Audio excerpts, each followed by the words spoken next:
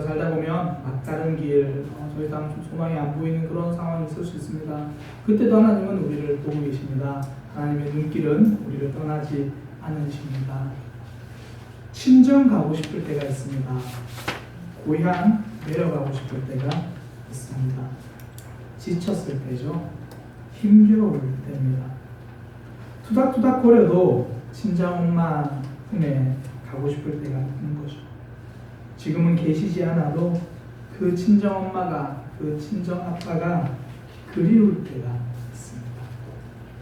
혼자라고 생각될 때, 지쳐서 힘들 때, 내게 주어진 삶이 버거울 때입니다. 오늘 본문의 하갈이 그랬습니다. 하갈은요, 어렸을 때 살던 곳, 자신의 고향으로 내려가고 있습니다. 친정으로 돌아가고 싶은 거죠.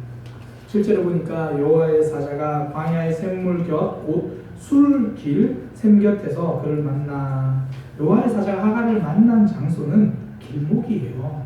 술이라고 하는 지역으로 가는 길목, 그 길목에서 있는 그 길목에 있는 우물에서 하갈을 여호와의 사자가 만났습니다. 그러니까 술이라고 하는 장소는요, 거기서 조금만 더 내려가면 애굽입니다. 정확히 말해서 하갈은 지금 애굽으로 내려가고 있는 그 길목에서 여호와의 사자를 만난 겁니다. 하갈이 애굽 사람이거든요. 그러니 말 그대로 친정 가는 길이죠. 고향 가는 길입니다. 아브라함의 아내 사레가 그 하갈 그녀를 박대하고 핍박하고 괴롭히자 하갈은 이제 고향으로 돌아가야겠다는 마음을 먹은 거예요. 그런데 하필 거기서 여호와의 사자를 만납니다. 지금 빨리 애굽으로 돌아가야 하는데 내 고향, 내 마음 쉴 수 있는 곳, 속 편한 곳, 내가 가고 싶은 곳, 그곳으로 가야 하는데 하필 여호와의 사자를 만납니다. 제가 사역하다 보면요, 이런 경우를 정말 적지 않게 만나요. 뭐 청소년들, 청년들, 큐티 모임이든지 성경 공부든지 아니면 어른들도 사실 소그룹 모임이든지 혹시 살짝 빠져가지고 도망가려고 하는데 딱 저를 만나요. 그러니까 이쯤에는 목사님 안 계시겠지 하고 가는데 제가 그때는 화장실 갔다 가거나 다른 데 들렀다 가거나 딱 저랑 마주쳐요. 그래서 어디 가니? 그럼 말도 못해요. 우물쭈물 하다가 그리고 다시 돌아가요. 다시 소그룹 모임하고 그런 경우 굉장히 많아요. 하필이면 거기서 만나는 거예요. 그냥 불편한 마음으로 여기 있는 것보다 속 편하게 집에 갈래? 그리고 살짝 빠져나왔는데 하필 거기서 집사님 만나는 거예요. 모임 빠지려고 하는데 하필 그 자리에서 구역 식구들을 만나는 거예요. 신앙의 선배를 만나고 아니면 나에게 믿음의 권면해주는 사람들을 만납니다. 왜 하필 천사를 거기서 만납니까? 하나님이 하갈을 사랑하시기 때문이에요. 그 하필이면 이 단어가 이 하필 그 자리에서 만난 그 천사가 하갈을 살린 겁니다. 애굽으로 내려가는 길은요, 당장은 마음이 편한 길이에요. 사람의 괴롭힘을 당하지 않아도 돼요. 아쉬울 거 없잖아요. 내가 여기 아니면 갈 데 없나? 갈 데는 많습니다. 그런데 나를 살릴 수 있는 곳은 아니라는 겁니다. 하필이면 일요일에 왜 교회에 오셨습니까? 갈 곳 많잖아요. 할 일 많잖아요. 그런데 왜 하필 이곳에 오셨습니까? 갈 곳이 없어서가 아니라, 할 일이 없어서가 아니라 여기서 내 영혼이 살아나기 때문에 우리는 여기로 온 겁니다. 하갈은요, 여주인 사례와 멀어지는 길을 선택했어요. 그러니까 괴로움이 없고 몸 편한 길을 선택했습니다. 그러니까 갈등 안 해도 되고 속 편한 길을 선택했어요. 그런데 그 길은 하나님과 멀어지는 길이거든요. 약속받은 아브라함과 약속과 멀어지는 길이에요. 아무리 좋은 길이라도 하나님과 멀어지는 길이면 그 길은 막다른 길입니다. 고속도로처럼 뻥 뚫린 길로 보이고 좋아 보이는 길로 보여도 내가 그 길로 가서 하나님과 점점 멀어지고 있다면 그 길은 막힌 길이에요. 하나님과 멀어지는 어떤 길도 막다른 길입니다. 그래서 하필이면 거기서 천사를 만나는 거예요. 아니, 하나님께서 천사를 그 자리에 준비해 두시고 하갈을 기다리게 하셨습니다. 하갈을 사랑하셨기 때문입니다. 하갈은 막다른 길로 가고 있을 때, 하나님과 멀어지고 있을 때 하나님은 천사를 보내서 하갈을 지켜보고 계신다는 것 말씀해 주시는 거예요. 하나님의 눈길은 거기에도 있었습니다. 하나님의 사랑은 막다른 길에도 있었습니다. 하나님은 저와 여러분을 포기하지 않기 때문입니다. 그래서 우리가요, 하나님을 향해서 열심히 달려갈 때도 하나님은 우리에게 눈길을 주십니다. 그러나 하나님을 등지고 막다른 길을 갈 때도 하나님은 우리에게서 눈길을 떼지 않으십니다. 사실 하갈 그러면 주인공이 아니잖아요. 우리는 보통 아브라함, 그의 아내 사라에게 관심이 있지 하갈에게는 별로 관심이 없습니다. 뭐 아브라함의 기다림, 아브라함의 믿음, 거기에 관심이 있습니다. 그런데 하나님은 천사를 아브라함에게 보내신 게 아니라 하갈에게 보내십니다. 우리가 기대하는 모습은 하나님이 급하게 아브라함에게 천사를 보내셔가지고 아브라함아 빨리 하갈 데려와라. 하갈 지금 거기 있다 데려와야지. 아브라함에게 말씀해 줄 것 같아요. 아브라함이 주인공이니까. 그런데 하나님은 하갈에게 직접 천사를 보내주시고 그것도 믿음 좋은 하갈이 아니라 하나님 등지고 떠나고 있는 하갈이에요. 믿음이고 뭐고 그냥 속 편하게 살란다. 그냥 마음 편하게 살란다. 몸 편하게 살련다. 하나님도 신앙도 나랑은 좀 안 맞는 것 같아. 그렇게 떠나고 있는 하갈에게 천사를 보내주십니다. 지난번 2017년도 정교회 수련회 때인데요. 그때 수련회 대해서 아무런 기대가 없던 한 지체가 있었습니다. 그 즈음에 잘 나오는 예배도 금요기도에도 그냥 시들해지고 내가 의무적으로 거기 나가야 되나 그런 마음으로 지쳐있던 지체였어요. 그런 마음으로 수련회를 갔습니다. 그런데 거기서 하나님이 만나주신 거예요. 거기서 하나님이 붙들어 주신 거예요. 지금은요 기쁜 마음으로 사명을 잘 감당하고 있습니다. 하나님과 친밀해지려고 노력하고 있습니다. 나는 예배가 지쳤고 나는 기도회가 지쳤고 하나님이 지쳤는데 하나님은 우리를 지켜주고 계셨다는 겁니다. 그 순간에도 우리를 보고 계시는 거예요. 우리가 예배가 기대가 되고 행복하고 기다려질 때도 있지만 그렇지 않을 때도 있잖아요. 이제 9월달에 되면 또 훈련학교 하겠습니다라고 광고가 나가거든요. 그럴 때 얼른 신청해야지 막 그런 마음이 있고 혼자 하면 안 되지 구역시키고 함께 해야지 이런 마음도 있지만 큰일 났다. 도망가자. 왜 하필 목사님은 이런 걸 또 시켜가지고 나보고 훈련학교 하자 그러면 어쩌지? 그냥 적당히 좀 하면 안 되나? 예배에 대한 기대감 하나도 없고요. 하나님과 등지고 싶을 때가 있는 거죠. 아니 이미 하나님으로부터 등 돌리고 앉아있는 우리의 모습이 있다는 거예요. 그런데 여러분 일찌감치 포기하시기 바랍니다. 하나님은 그렇게 등지고 있어도 우리를 등지지 않으십니다. 하나님은 신앙생활 열심히 하고 하나님 붙들려고 노력하는 아브라함도 보고 계십니다. 그러나 잘하고 있는 아브라함만 보고 계시는 것이 아니라 하나님께 붙어있는 것도 버겁고 신앙생활이 버거워서 등지고 떠나고 있는 하갈도 하나님은 보고 계십니다. 하나님은 그 하갈을 보고 계시는 그 눈길 그것 때문에 하갈이 살아납니다. 그 눈길 때문에 회복되었습니다. 변덕 없는 신앙은 없습니다. 우리 신앙도 도망가는 하갈의 모습일 때가 있습니다.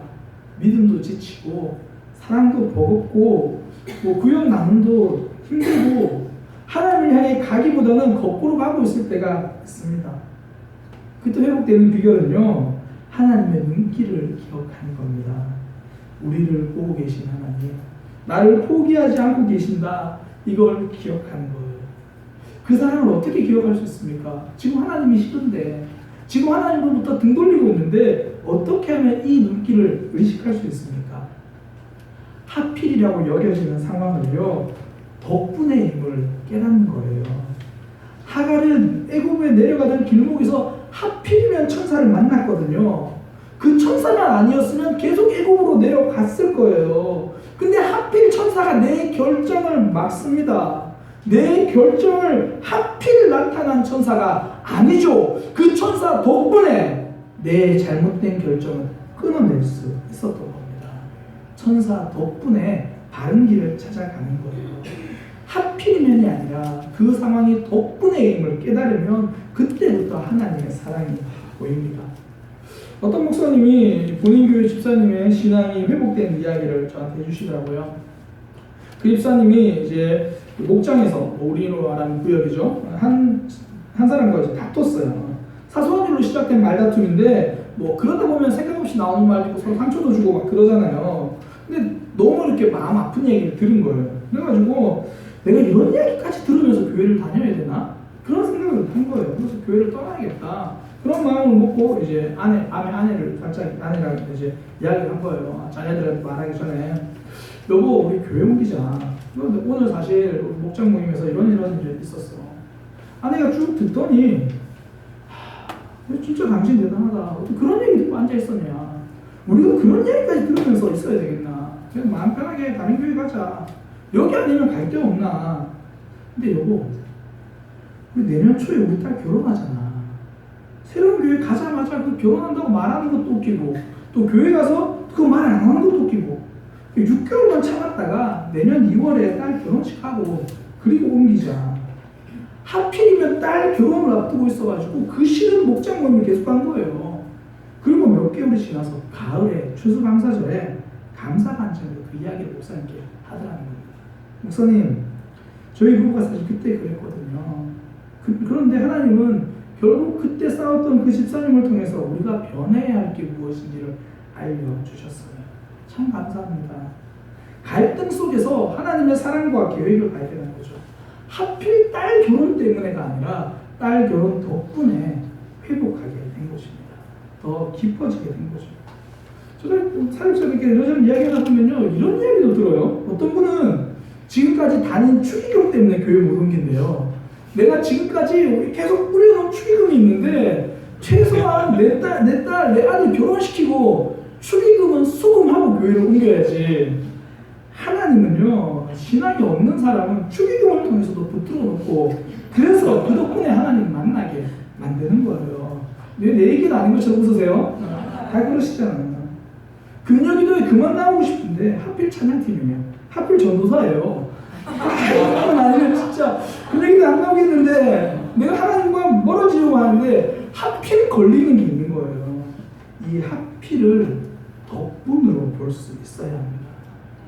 나는 진짜 금요기도가 싫은데 하나님이 날 정말 사랑하시나 봐. 찬양팀으로 만들어 주셨네. 나는 정말 예배가 싫은데 하나님은 나에게 또 예배 이걸 맡겨주셨네. 하나님이 그래서 내가 예배 나오면 혹시 금요일에 나오고 싶은데 계속 갈등해서 못 나오시는 분들 있죠. 오늘 마치고 전사님 찾아가세요. 전사님 제가 찬양팀 서겠습니다. 그러면 그때부터 금요일에 나오는 거예요. 어떤 분들이 그래요. 신앙생활 하면서 저는 천사 같은 거 본 적이 없어요. 그런 신비한 경험하고 싶은데 그 경험해 본 적이 없어요. 없을까요? 많습니다. 단지 천사로 알아보지를 못하는 거예요. 우리가 신앙생활을 막 후퇴하고 있을 때 있잖아요. 후진하고 있을 때, 멈춰서 도망가고 있을 때, 하필 그때 딱 만난 사람 있죠. 그때 딱 전화해 준 사람 있잖아요. 그때 딱 들리는 말씀이 있잖아요. 하나님이 보내신 천사입니다. 천사는 날개 달린 존재가 천사가 아닙니다. 하나님의 뜻으로 이루어가는, 하나님의 뜻으로 인도해주는 모든 사람이 천사입니다. 그래서 목사가요, 천사가 될 수도 있지만 목사가 마귀가 될 수도 있습니다. 목사가 하나님 앞에서 하나님의 뜻을 바르게 전하면 천사 역할을 하는 거지만 목사가 삶이 전혀 성도들에게 덕이 안 되고 내가 저 목사님 때문에 교회를 옮겨야 되나? 그런 이야기가 들면 그 목사도 마귀에게 쓰임받고 있는 사람일 수 있다는 거예요. 하갈에게 나타난 천사는 그를 아브라함에게로 돌려보냅니다. 하나님의 약속을 받은 아브라함, 약속 곁으로 돌려보냅니다. 그래서 천사예요. 그러면서 하는 말이 사례의 요종 하갈아, 제일 듣기 싫은 말이에요. 제일 피하고 싶은 말이에요. 지금 사례로부터 떠나온 길이잖아요. 근데 아직도 천사는 사례의 요종이라고 불러요. 이 소리가 왜 듣기 싫은지 아세요? 자신도 알고 있기 때문이에요. 지금 내가 있어야 하고 내가 어떤 사람인지 알고 있기 때문이거든요. 그러니까 본인도 대답을 그렇게 해요. 나는 내 여주인 사례를 피하여. 본인도 아직 그렇게 고백해요. 내 여주인. 내가 힘들어도 내가 아파도 사실 내가 있어야 될 자리가 여기인 거 나도 알거든요. 내가 지금 뭘 해야 되는지 알거든요. 그래서 듣기 싫은 거예요. 아는데 안 되는데 그 이야기가 들려지니까. 또 하나 천사가 묻잖아요. 지금 네가 어디로 와서 어디로 가느냐. 지금 만난 땅이 술이라는 곳으로 가는 길목이라고 말씀드렸잖아요. 애굽으로 내려가고 있는 길이에요. 딱 걸렸거든요. 누가 봐도 이거는 애굽으로 도망가고 다시 고향 가는 길인데 딱 걸렸어요. 근데 다시 물어요. 네가 지금 벗어나려고 하는 곳이 어딘지 아느냐? 네가 지금 걸어가고 있는 길이 어딘지 아느냐? 기도의 자리, 예배의 자리, 그 자리 떠나서 어디로 가려고 하느냐? 하나님 붙들고 있는 그 시간에 이제 그 시간에 뭐 하려고? 그거 하나님 붙들지 않으면 지금 뭐 하려고? 지금 하갈이 떠나려고 하는 곳이 어딘지, 하갈이 도착해서 가려고 하는 곳이 어딘지 그곳을 생각나게 만듭니다. 얼마나 불편합니까? 다 잊고 싶은데, 그냥 생각하기 싫은데 거기다 결정적인 한마디를 하죠. 여호와의 사자가 그에게 이르되 내 여주인에게로 돌아가서 그 수하에 복종하라. 가장 따르기 싫은 그 한마디를 하는 거예요. 그래도 신앙생활은 해야지. 그래도 기도는 해야지. 그래도 예배는 드려야지. 잔소리 같은 그 이야기. 제일 듣기 싫은 그 이야기. 외면하면 잔소리가 되지만 듣기 시작하면 나를 살리는 경적 소리가 되는 거예요. 내 영혼을 깨우는 알람 소리가 되는 겁니다. 하필 이때 만난 잔소리가 나를 깨워주는 알람 소리가 되는 거예요. 그 알람 소리 덕분에 내 영혼이 살아납니다. 내 삶이 살아나고요. 우리 가정이 살아납니다. 사람들은 내 뜻대로 할 수 있는 게 복이라고 생각해요. 그것이 자유라고 말합니다. 틀렸죠. 아이들이 가출하는 것을 자유라고 말하지 않습니다. 그거는 감정에 사로잡혀가지고 바른 결정을 못하는 거죠.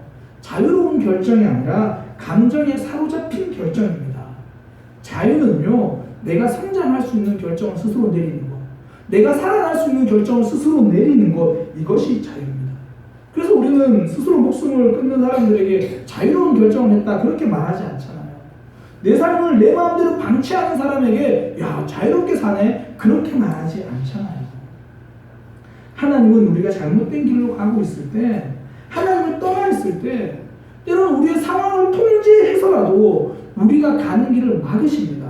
우리의 방황을 막으세요. 우리의 방향을 수정해 주십니다. 왜냐하면 막다른 길로 가는 우리를 포기하지 않기 때문입니다. 그러니까 사라가 천사를 만난 곳이 우물이잖아요. 도망가다가 목이 말라서 멈췄어요. 광야니까 지금 물 안 마시면 언제 마실까? 그리고 멈춰서 딱 우물에서 물 마시는데 거기서 천사를 만났어요. 속으로 그런 생각 들겠죠. 내일 올 줄 알았다. 그냥 지나치는 건데 괜히 목 마르다고 멈춰가지고 괜히 거기서 목이 말라가지고 천사를 만나네요.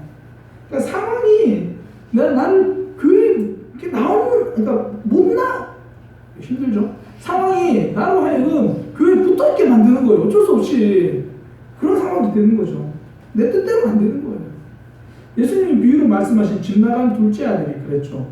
아버지에게 미리 유산을 다 땡겨받았거든요. 근데 그 유산을 다 써버렸어요. 성경에 보니까 하필이면 그때 흉년이 들었대요. 아니 돈 많고 잘 나갈 때는 풍성하더니 하필 돈 떨어지고 나니까 흉년이에요. 이 아들의 마음이 얼마나 답답했을까요? 이렇게 생각해 볼 수 있잖아요. 유산은 다 써버렸어요. 허랑방탕하게 허비했어요. 그 후회가 되잖아요. 아, 잘 살아봐야겠다. 이제 힘을 내서 일이라도 하고 열심히 해서 다시 회복시켜봐야겠다. 뭔가 해봐야겠다. 근데 흉년이래요. 할 게 없는 거예요. 경기는 점점 안 좋아지고 내 수준의 여유는 아무것도 없고 뭔가 시도해보려니까 지갑이 흉년이네요. 뭔가 시도해보려니까 건강이 흉년이에요. 아무것도 못하겠는 거예요. 뭐 그럴 때 있지 않습니까? 문제는 항상 겹쳐서 오잖아요. 게다가 이 둘째 아들이 일하러 간 장소가 그 집의 주인이 고두쇠예요. 먹을 것도 안 줘요. 얼마나 배가 고프면 돼지가 먹는 사료를 먹었대요. 혹시 집안에서 동물 키우시는 분들은 배고프다고 혹시 사료 드시나요? 안 먹잖아요. 근데 지금 이 둘째 아들은 그 사료를 먹어요.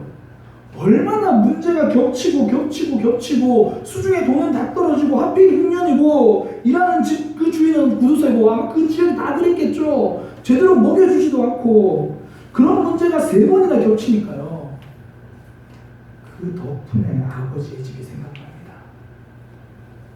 그 아버지 집이 내가 지금 사료를 먹고 있으니까 우리 아버지 집은 품꾼도 배부르게 먹었는데 거기 가면 돼지 사료 안 먹어도 되는데 문제가 겹친 덕분에 예배의 자리가 생각나는 거예요.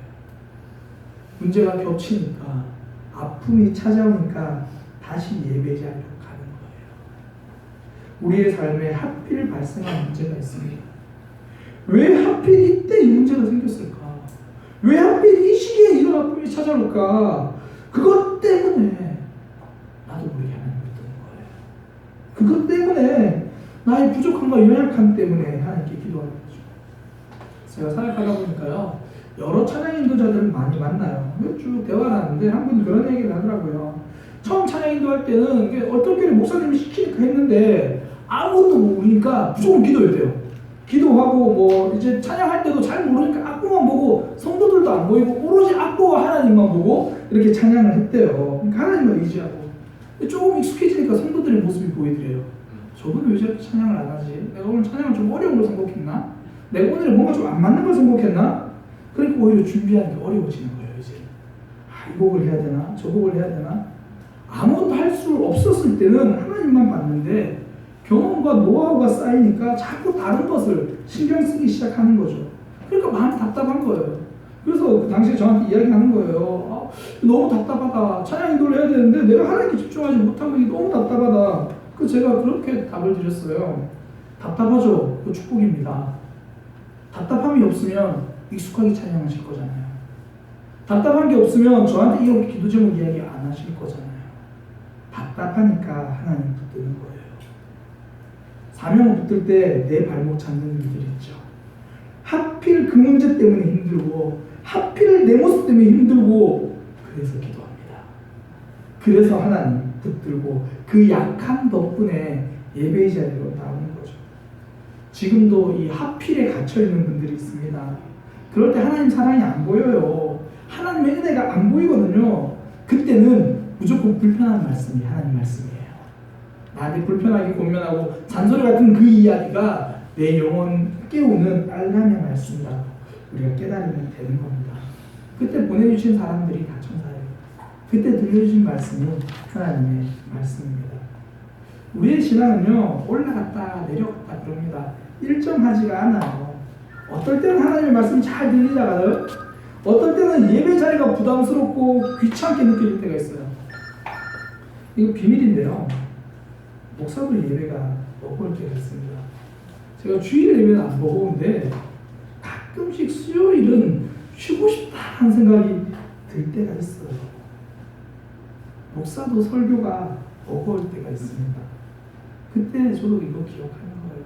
하필 내가 목사라가지고 수요일날 또 교회 가야 되네.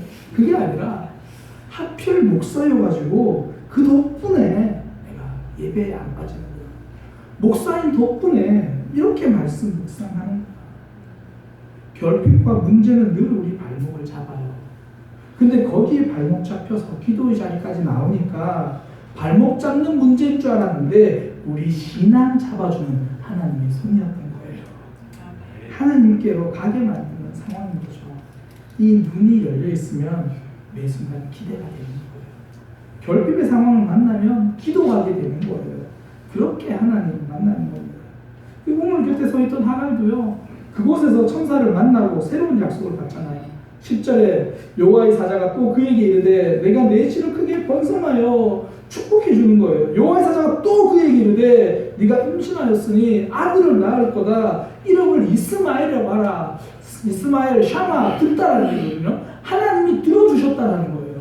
너는 도망가고 외면하고 있지만 하나님은 너의 신음을 듣고 계시고 하나님은 너의 아픔을 듣고 계신다는 거죠. 혼자 하는 것처럼 느껴졌습니다. 아무도 도움이 안 됩니다. 그때 하나님은 우리 보고 계십니다. 하나님은 우리에게 새로운 길을 열어주십니다. 하필 하갈을 멈추게 하고 돌아서게 한 그 상황 가운데서도 하나님은 하갈의 삶을 책임져 주셨습니다. 인도해 주셨습니다.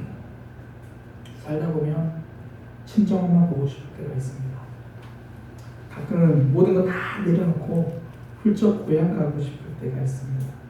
심지어 신앙도 내려놓고 사명도 내려놓고 잠시 쉬고 싶을 때가 있습니다. 이런저런 이유로 내 자리 떠나고 싶을 때가 있습니다. 우리가 그런 마음 먹을 때요, 하나님은 눈치도 없어요. 눈치 없이 우리 곁에 찾아오십니다. 우리는 하나님이 싫다고 돌아앉아 외면하고 있을 때 또 슬며시 다가오십니다. 하필 구역 식구들을 통해서, 하필 말씀을 통해서, 하필 상황을 통해서 다시 생각해보라. 예배자를 기억하라. 기도하자고 돌아오라고 말씀해 주십니다.